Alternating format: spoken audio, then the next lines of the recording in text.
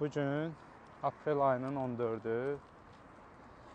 Tofiq Yaqublu artıq 14 gündür ki, azlıq aksiyasını davam elətdirir.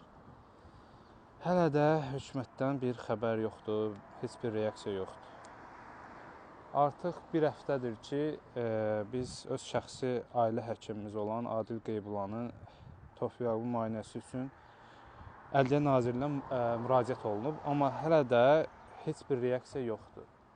Ədliyyə Nazirliyindən heç bir reaksiya yoxdur. Bugün gəlmişik Azərbaycan səfirliyinə bir daha xatırladaq ki, Tofiq Yaqubunun həyatı təhlükədədir. Tofiq Yaqublu dərhal azad olunmalıdır. Heç bir sübut tapmadan, heç bir sübut olmadan Tofiq Yaqubluya 9 il hökm oxunub. Tofiq Yaqublu da haqlı olaraq özü bildirdi ki, mən 75 yaşında həbsxanadan çıxmaqdansa ölümü seçirəm. Ya həbsxanada bu qədər müddətdə ömrünün son günlərini keçirtməyin heç bir mənası yoxdur və bu qərara etiraz olaraq, ölkədəki repressiyalara etiraz olaraq azlıq aksiyasına başladı aprel ayının 1-dən. Hal-hazırda 14 gündür ki, davam edir.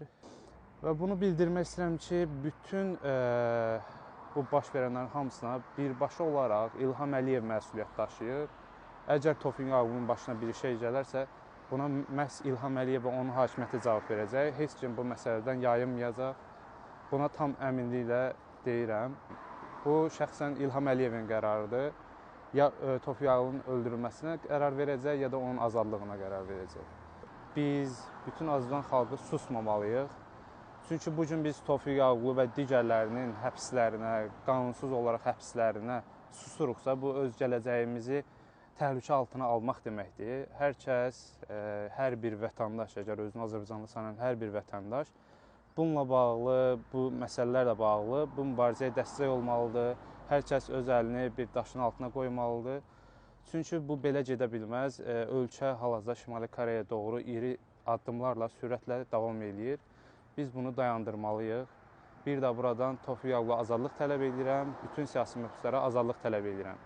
Maşına bax, bahalı maşınlar.